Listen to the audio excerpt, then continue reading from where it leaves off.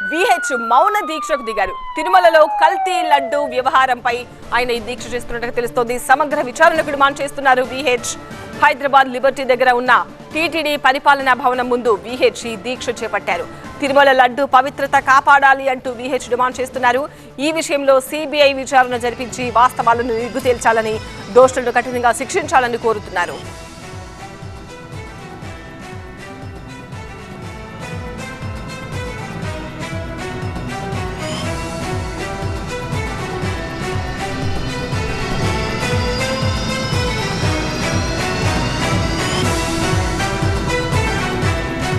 Congress senior నేత VH మౌన దీక్ష చేపట్టారు.